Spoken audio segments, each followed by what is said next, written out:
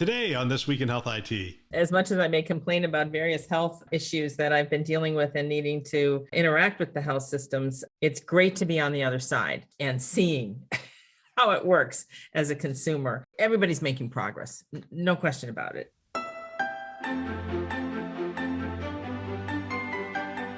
It's Newsday. My name is Bill Russell. I'm a former CIO for a 16 hospital system and creator of This Week in Health IT, a channel dedicated to keeping health IT staff current and engaged. Special thanks to CrowdStrike, Proofpoint, ClearSense, Meditech, and Cedars-Sinai Accelerator, who are our Newsday show sponsors for investing in our mission to develop the next generation of health leaders. All right, today it is Newsday, and we are joined by Sue Schade, Principal at StarBridge Advisors. Sue, welcome back to the show. Thank you. Good to see you, and all the best in 22. Yeah, absolutely. I see you've changed your wardrobe for 2022. We've gone from Sue Schade red to blue, and it looks great, by the way. Thanks. How about 22 for blue? Blue and 22. Blue for 22, yeah. I'm going to hold you to that. Hey, before we get going, are you going to any of the conferences we got? I don't know how to pronounce it. It's VIVE. Now, I call it Vive too, and then somebody yesterday said something different. I'm like, if somebody could, and I've heard Russ call it Vive, so I've got to believe it's Vive. It's Vive. Yeah. Okay. So we have Vive and we have HIMSS. Are you going to either of those? Yeah. I'm not planning to this year to attend either one of them. We'll see in the fall. People are asking me, what are you hearing from CIOs? I would say people are going to the Vive event if they're speaking, if they have some sort of role that they're participating in, that they're going to be a part of. Same thing on HIMSS side, by the way. They're both very good at inviting people in to be participants. And so people have an obligation, they feel the need to go, and they're going. The Vive event feels like it has more of a pull from the CIO perspective because it's partnered with CHIME. And so the people who want to see their peers or feel like they haven't seen their peers in a while are tending towards that one in Miami versus the other one, which is in Orlando. This will be an interesting year because I think this will define what HIMSS looks like going forward. I don't really want to talk about this per se, but that's just what I'm hearing. I'm getting that question a lot of who you think is going to show up at which. I think for the tech buyer, I think you're going to see more of a leaning towards the Vive event and less towards the HIMSS event. I am going to both because I am in this world where I have to see who's at both and talk to whoever's at both. So my daughter and I will be there. You can look for us, and we will be doing our normal short 10-minute interviews. No, I don't have to attend because I can just count on everything that I'll see in the media, including listening to your recaps, right? No, seriously, I know you have to attend, and your recaps are really helpful to everybody who's not attending these events, like the JP Morgan recently. I'll tell you, having the conversation with Rob DiMiche afterwards. So I have my thoughts, and then I get in front of him, a seasoned CFO, after I sort of say, this is what I saw in the financials. And then he sort of says, yeah, I know that's what you saw, Bill, but this is what this means. And it's great to be educated by somebody who has lived in that world. Plus, he was at UPMC, so big payer, big provider. So he has both sides of it. It was really interesting. All right, we've got a ton of stories. Let's start with this letter. You're a member of CHIME. I'm a member of CHIME. We've gotten this letter that was sent out not only on behalf of CHIME, I mean, it was sent out on behalf of everybody, the American Association of Everything, the American Heart Association, Psychology Association, Nurse Association, a ton of hospitals, not all of them, but a ton of hospitals are on this. Johns Hopkins is there, BJC is there, UPMC, Northwell, Novant, you get the picture. I mean, this is actually the page of signatures is longer than the actual document by a long shot. It's almost 4 times bigger. So this letter went to the majority and minority leader in the House and the Senate. It's really on behalf of healthcare, and it's about establishing comprehensive telehealth reform. They applaud them. I mean, I'm not going to read the whole letter, but they essentially applaud them for the work that was done during the public health emergency. They say people have gravitated towards this. They like this. It has benefits to being a part of our tool bag for providers. And they make the case for this is likely to be something we want to be a part of healthcare moving forward. And then they ask for 3 things. They ask for the continuation of all telehealth waivers through December 31st, 2024.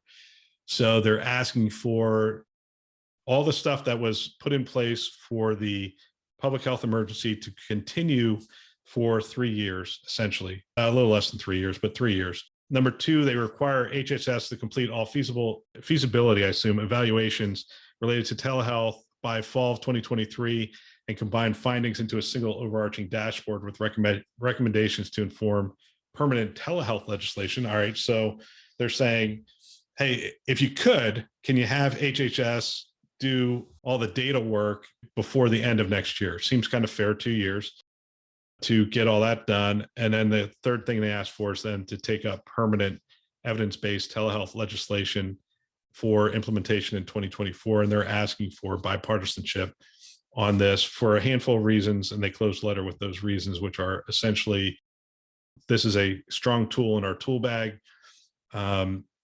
It's also something that has high customer satisfaction scores. And they believe that it is also just important, especially coming through a pandemic, to recognize the value of something like telehealth to be available in the case of an emergency like we just went through. All right, so let's talk about this a little bit. Telehealth. I would assume so many health systems sign this and whatnot. There's nothing in this letter that I look at and I go, I have a problem with. I would assume you're pretty close to the same boat on this, right? Right, totally agree, and was really happy to see this. I am looking at it. What about Hospital Association? Hospital Association is not on there. And I do think that's an interesting one. I'm trying to think of why that would be. I'm sure they approached them. Yeah.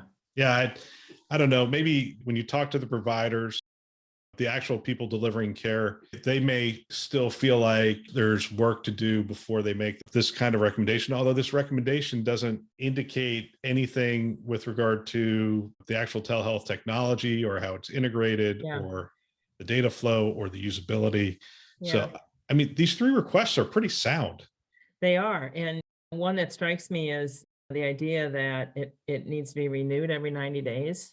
It's like have some certainty that they can count on asking for what through 2024 and then making it permanent. Clearly care has shifted and telehealth and virtual care is here to stay. And how do we continue to make it work? The statement here, patient satisfaction surveys and claims data from CMS private health plans demonstrate many Americans, how many, have come to see telehealth as one of the most positive improvements to our nation's healthcare system in recent memory. A majority of US voters believe Congress should protect their ability and choice to see a provider via telehealth. It's being accepted.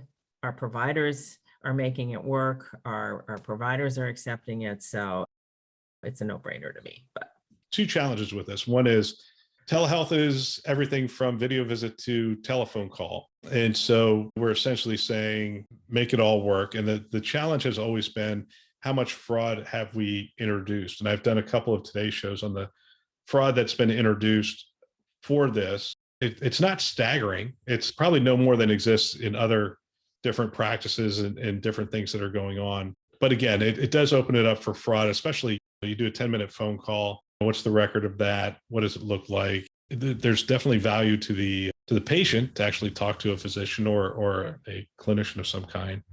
And no one's arguing that. So the fraud has always been the challenge. That's why we need the data. Yep.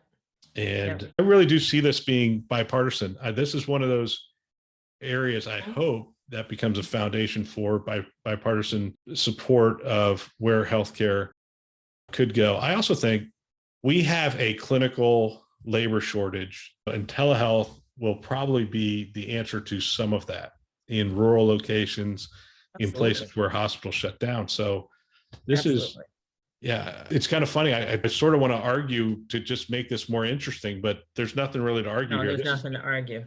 Yeah. Can I give you a very concrete example if you want to make it a little bit more interesting? I'm a practitioner. I love to give examples. So I was supposed to go to my PCP yesterday for what I figured was, 10 minutes. And the requirement was that I get an H&P form filled out, my blood pressure, vitals, prior to surgery in mid-February. I'm having cataract surgery. No big deal though. It stresses me out a little bit. And I'm thinking to myself, why do I need to drive over an hour to my PCP for that? Is there another way? No, it has to be the PCP. So on Friday, I called the office to say, number one, we're going to have a huge snowstorm. Number two, it's really far. And number three, my husband's waiting on a PCR test. So I have to answer that question when I get there, that I've been exposed to someone who is pending PCR test. Turns out it was negative. So when I called them, they said, oh, we've already turned all of Monday into virtual because of the snowstorm and the expectation that people are going to have trouble getting here. And I'm like, great, that's what I want. So one takeaway from that call on Friday was it's just a give. And 2 years ago, that wouldn't have been the case. The snowstorm would be churning and churning, and they'd be trying to figure out who can come in, who can't, what should we do, cancel, keep the clinic open, yada, yada, yada. Now they can just go on Friday. Okay, Monday could still be really bad. Let's just turn them all into virtual. So check. Then I thought, okay, vitals. What do I got to do to take my vitals? Well, my husband has a blood pressure cuff because he's supposed to be taking his blood pressure on a regular basis. We have an oximeter that we got during COVID to check that if we needed to, and that does your pulse. So I was like ready to go when I got on the call. I had sent her, I'd figured out how to electronically send her the form, the paper form that the cataract surgeon gave me to have my PCP fill out. And we made it all work. And then she took the time to check in on me on all sorts of other things that we haven't talked about in a while. So I had a very positive virtual health experience, comprehensive, got my one thing done. I had my little devices here. So it's just come so far and it needs to continue. And that is not the high tech one in terms of virtual care. It was pretty straightforward. We'll get back to our show in just a minute. I'd love to have you join us for our upcoming webinar that's going to inform and equip you and your staff in the 2022 cybersecurity landscape. Our webinar is entitled Stories from the Trenches, How to Protect Your Active Directory Against Ransomware Attacks. And we're going to have experts from Semperis and Sirius Healthcare, and they're going to walk through the lessons they've learned from years of response and recovery experience. Your Active Directory can be the most vulnerable part of your organization. Protect your system and community from bad actors. Join us Thursday, January 27th at 2 p.m. Eastern Time or 11 a.m. Pacific for the full webinar. You can also go ahead and register anyway, and we'll send you a link following the webinar, and you can come to the on-demand version of the webinar. You can register now at thisweekhealth.com/trenches, TRENCHES, or by clicking on the registration link in the description below. Now, back to our show. There's a bunch of our stories, and I think this is going to be the trend, because our next story we're going to talk about is hospital at home strategies and whatnot. But I bought this crazy device, and I know I'm doing this video and audio, but I bought a Whoop. That's literally the name of the thing, and so it tracks a bunch of things. And I was talking to the Whoop. I was talking to somebody else who had it, and essentially because it tracks so many aspects, what it does, it has a higher level sensor than the Apple Watch and whatnot, so it can do a bunch of things. And one of the people who had it said they got a message that said, "You may have COVID." And sure enough, she did have COVID, because it was measuring a bunch of different devices in terms of their respiratory rate and sleep and a bunch of other things. And it said, these are consistent with people who have COVID. And it's those kinds of things that I think are going to fundamentally change healthcare. Okay, so I find my Whoop says, hey, you may have COVID. What's the next obvious thing in the workflow? Would you like to schedule an appointment to talk to a physician? Would you like a test sent to your home? There's so many obvious workflows that are being built out on this side, on the tech side, that we could also really gravitate towards on the provider side, I think, as well. Absolutely. All right, Mayo Clinic, hospital at home strategies freed up 3,300 beds. Mayo Clinic says this is from Becker's Hospital Review. So it's a short snippet from the NPR thing. So non-life threatening conditions can now be treated from the patient's home, allowing hospital beds to go to those in most need. The strategy paid off for Mayo Clinic, and now payers are interested in making hospital at home strategy commonplace. Did you actually hear the NPR report or just read this story? I saw the Becker story. I went to the link and saw some of the interview comments on the NPR story, didn't listen, couldn't find anything more about it in terms of the Mayo study. So I don't have more to offer on that, but I have to trust that it's accurate and it is significant. That's a shift. That's an important shift. You're freeing up beds, right, for seriously acute, high acute patients that don't have alternatives. Yeah, what was interesting is I was talking to a CIO and they had a problem in their market. And the problem in their market was the long-term care facilities weren't taking any patients who had COVID. These are patients that have been in the hospital. They're now ready for discharge, and they couldn't send them back to the long-term care facility. The long-term care facility was not owned by the hospital, and the long-term care facility was not taking them. And the problem they had was they had turned their essentially every space in the hospital into a ward of some kind, and they literally had turned their lobby into a holding place for these patients they couldn't send anywhere. Wow. And one of the things they were exploring, can we adopt these hospital at home strategies and send some of these recovering patients to their home with the same level of monitoring and those capabilities that you would normally find in a room? And I've been in a hospital. I'm sure you've been in a hospital at some point. And there's those the day after the surgery and whatnot, where you're sort of sitting there and it's just observation, and you're just like, could this have been done in my home? More than likely. Can I go home? Can I go home? Can I go home? Yeah. And they'd like to send you home. And yeah, if the technology is there, if the workflow is there, we can send people home. And I think that's the hope here. Yeah, absolutely. In reading the NPR interviews, there were patients too describing recovery at home in their own comfortable family setting. They could get up and move around. They're not confined to a hospital bed, just kind of describing anecdotally the benefits of a case that can be at home instead of in the hospital and the positives of it. We'll kick into the IT mode here. Okay. Top 7 challenges IT leaders will face in 2022. Mm-hmm. This comes from CIO.com. We'll get back to the healthcare side of it. There's a set of predictions from the WWT team, and we'll take a look at that. But these top 7, and again, this is looking at all of industry, right? Top 7 challenges IT leaders will face in 2022. But I have a feeling these are going to resonate with our healthcare listeners. The first one being competition for talent. You're in this talent space. What are you seeing with regard to competition for talent? That is a great question. So competition for talent, the space that I'm in is at the senior leader level in terms of placing interims. We've got a number of interims right now. We're trying to place a CISO and a CTO as well. That's hard positions to fill, aren't they? Oh yeah, CISO in particular. In fact, I had a little bit of, I don't know what I want to call it, yesterday. So I'm still working on the CISO one. Let me just say that. They are very hard to fill. I think very high demands, and people are still moving around a lot. The Great Resignation, I need to read up. Maybe you can enlighten me on the Great Resignation, like what the specific trends are. I mean, I see people at a certain age retiring, maybe sooner than they had planned at this point. I see people kind of at all ages going, I don't have to put up with maybe something I've been putting up with, and I've got options, and I can work somewhere else remote for more money, et cetera, et cetera. There's a lot of movement. There's a lot of opportunities out there.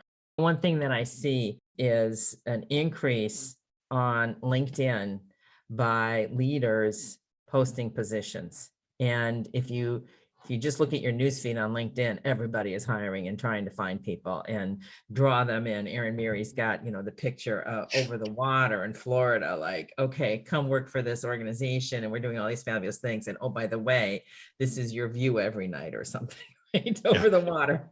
So being creative, let's say, in terms of the talent competition. And certainly they need to be flexible in terms of the remote. Yeah, I've seen those posts from Aaron, and I applaud him. I've also seen him from William Walders. He's on the Space Coast Yep. of Florida. They Yeah. have a nice little friendly match going of, hey, do you want to work at this location? But the reality, the competition for talent is interesting to me. I talked to a CIO, major health system, which means over 10 billion. I think they're actually over 15 billion. They have a 48 state hiring strategy now.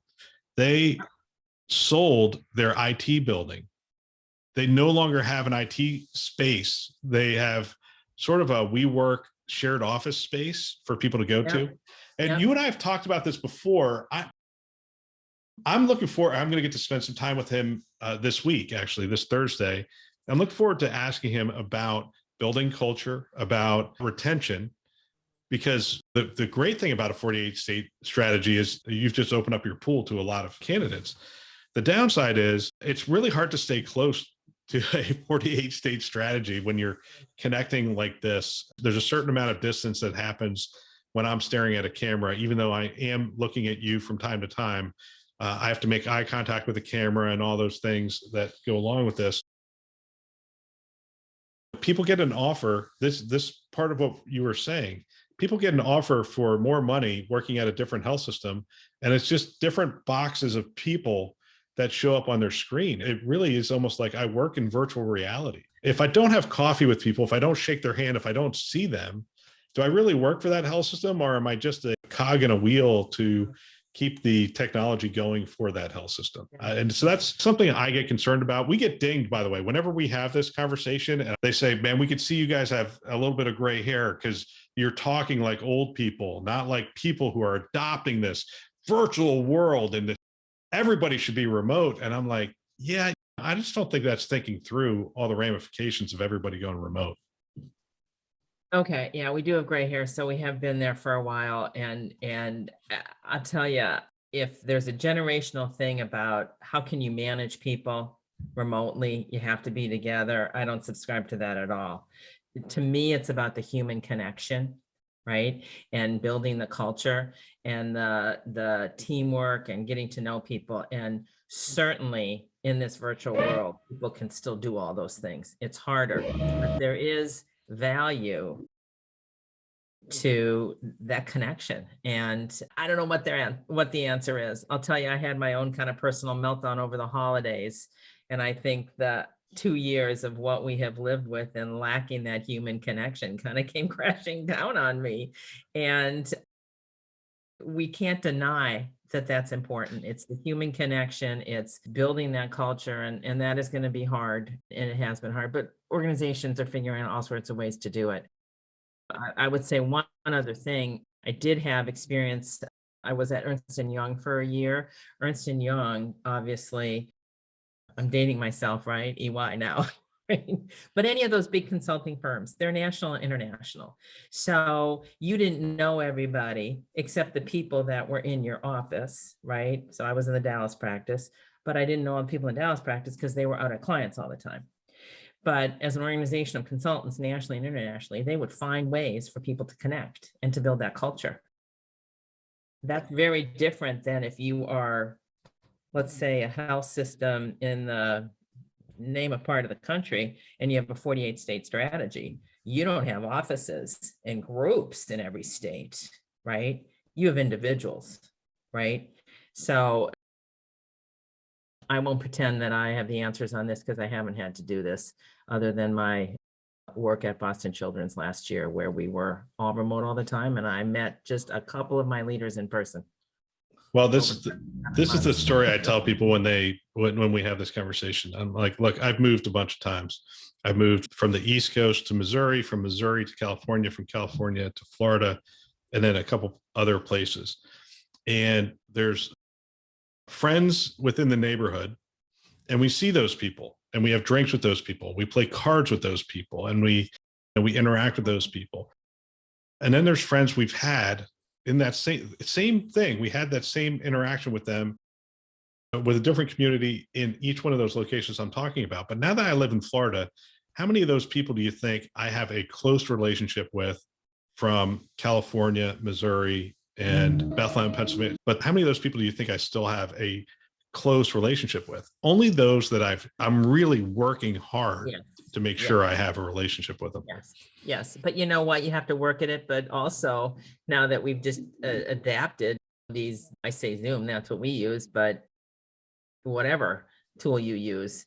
I mean, I can sit down some Sunday night with a couple that was our best friends in Ann Arbor that we went to dinner with every month and say, let's just catch up. Right. I mean, Yep. I agree. It is possible. And maybe this is me just needing to adapt and change. So that's why I'm looking forward to having some of these conversations, and we'll see where they go. Number 2 challenge for leadership, for IT leadership, is skill set mismatch. There's a belief that technology is moving very rapidly. And I don't know that this skill set mismatch was probably on the same list for the last 10 years, right? So at one point we had data centers full of computers, and then virtualization hit, and we had to upskill all those people to understand a virtual world. Then we moved to the cloud, and we had to upskill everybody to figure out how to work in the cloud. And now we have a new set of tools, especially on the data side, AI, machine learning, some of the other tools that are available in the cloud. And so I would assume that this is a constant battle, skill set mismatch and skill set upskilling over time. Do you have any particular strategy that has worked for you in that area? my philosophy that I've always said to people is be open to the possibilities.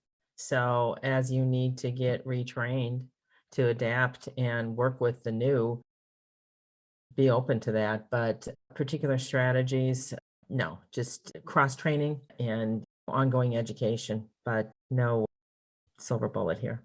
Yeah, I mean, my strategy is to make sure you hire people that are always learning. They have the Yeah. attitude, that belief, because if you don't, it's an uphill battle. And if they're not willing to learn what's next, they're going to hold on to what you already have, and so they'll hold things back. The third thing, maintaining a hybrid environment, Mhm. which speaks to some of that thing, some of what we've already talked about, which is adapting to that. Number 4 was combating cyber criminals. Cyber criminals is interesting to me because we think we're like coming through a major part of this, but I have a feeling we're just at the beginning of this, and we're going to see some really sophisticated attacks coming our way. I mean, right now they're getting in pretty easily with some emails and whatnot, taking control of a computer and then essentially going horizontally across the network. We're starting to get more sophisticated on our side, but I think they're going to start getting more sophisticated on their side as well. Technology shortages, number 5. And so we still have supply chain issues, specifically around chips and microchips. And so projects could be impacted by that. You could have any types of hardware projects could be impacted. We know that the automotive industry has been impacted with some of the big players essentially not being able to produce as many cars as they would like because of chip shortages. And so that's going to need to be a tool in our tool bag. Burnout is number 6, and number 7 challenge is driving change. Any of those you want to comment on? Not in particular. I think that there's been a lot about burnout. We've talked about it a little bit already in terms of the talent competition and the importance of culture. I think that and driving change, what we're seeing within healthcare and technology is just incredible push towards more digital health solutions. And I think the leaders who are going to be most effective and successful are going to be extremely creative in how they address both of these. And the thing I love about listening to the podcast that you do is hearing so many different health IT leaders and their strategies and the approaches that they're taking. So we've got a lot of good people in this industry who are pushing it forward. Yeah, that's why I'm looking forward to getting together again. All right, we're going to close the last 6 minutes of this episode we're going to take a look at the WWT's healthcare predictions for 2022. All right, so what does 2022 hold? And they have a couple of topics here: consumerism and healthcare disruptors. Right, so they're essentially saying the big box retailers, Walmart, CVS, and others and Best Buy are coming after healthcare, and they are their approach is to not only provide aspects of care, but also to meet the consumer where they're at. And so their entry into this market will also drive, the disruptors are driving this consumerism, this belief that we can have healthcare the way we want to have healthcare. And it's almost comes back to that story you just told. Hey, I don't want to get in the snow and drive. I'd like to do a virtual call. Yeah. Are we adapting fast enough to this change? Or are we going to see the CVSs of the world and the Walmarts of the world, start to make headway here? So when you say we, talking about health systems? I'm talking about health systems.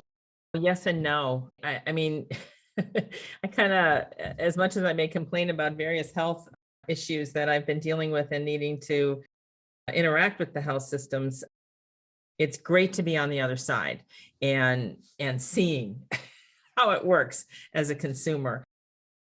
Everybody's making progress, no question about it, in terms of the health systems. I mean, my interaction with the health system for this most recent appointment, some other virtual health, the push scheduling. I definitely turned my phone off today for this recording because I'm getting all these texts saying these orders are in now, we need to schedule you, da da da da.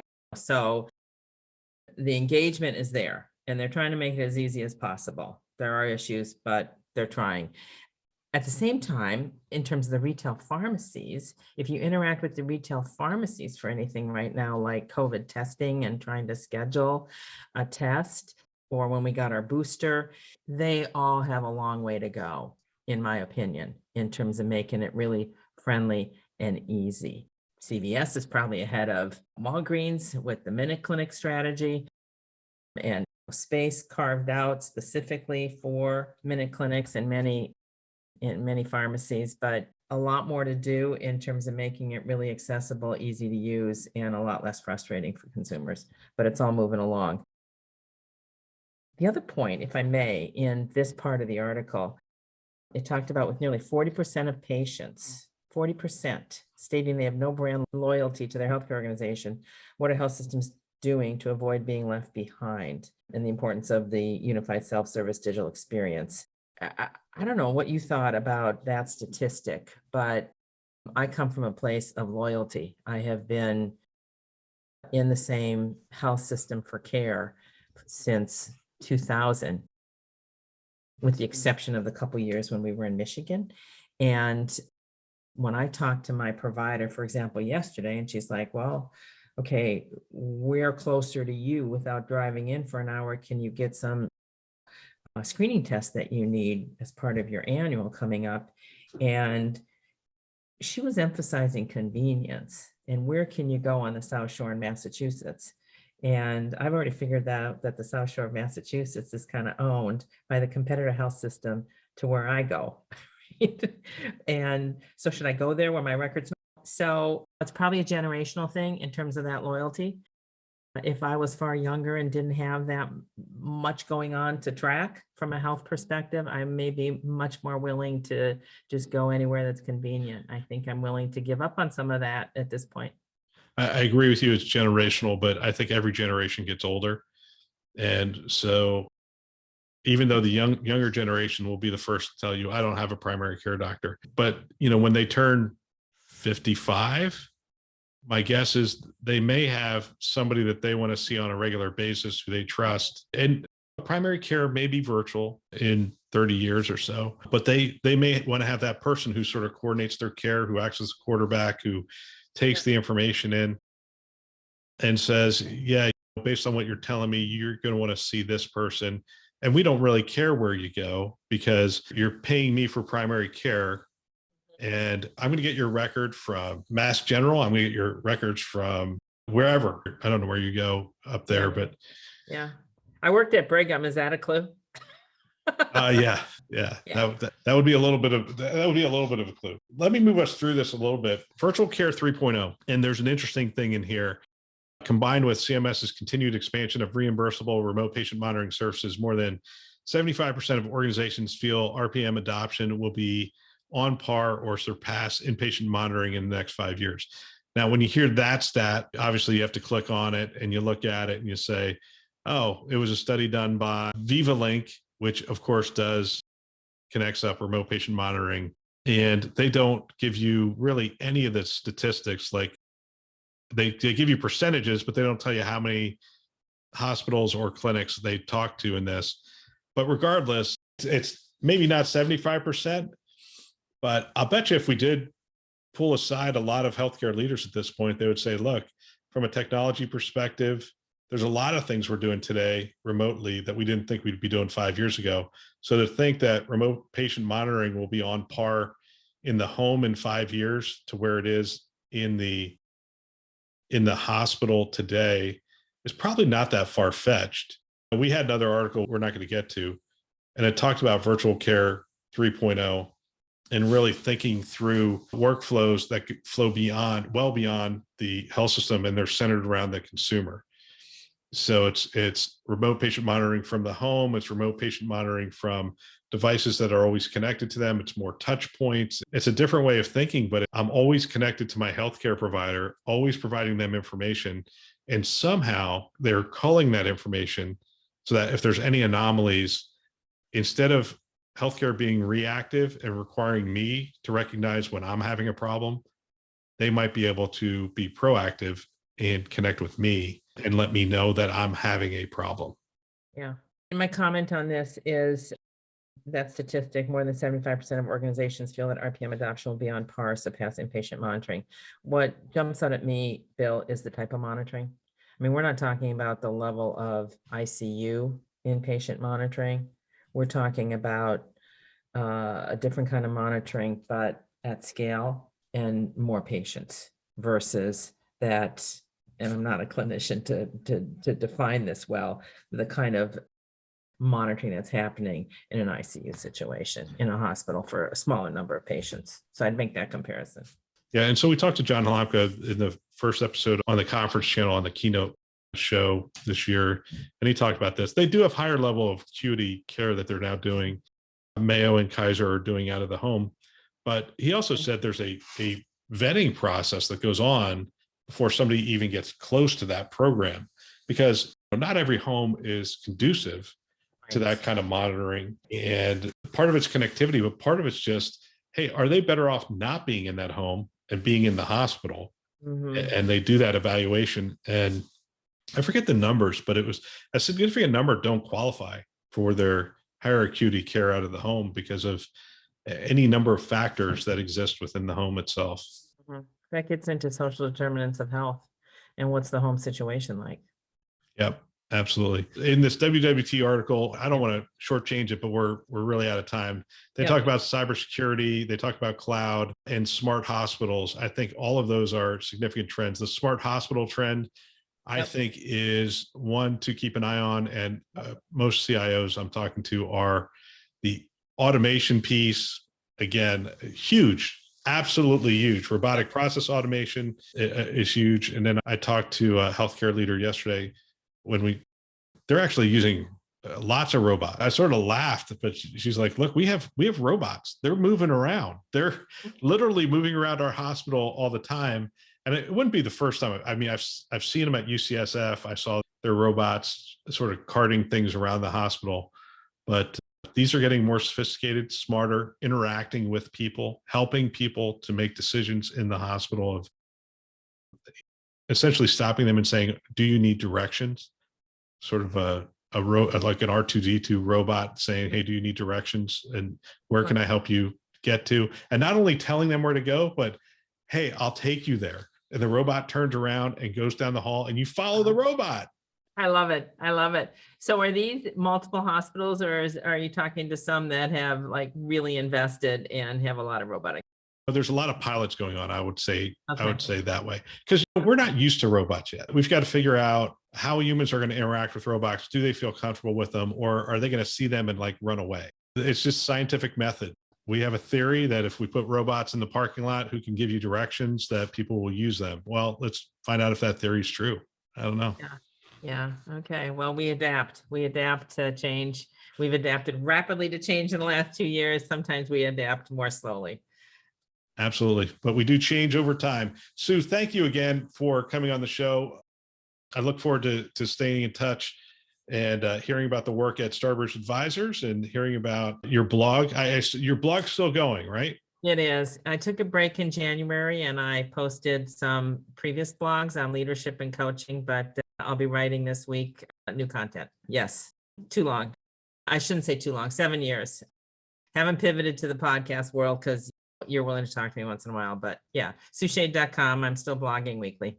7 years, that takes some commitment. The hardest thing I do is my daily show because it's not hard. It's just one article and people are like, Bill, it's only 7 minutes, 10 minutes. How hard can it be?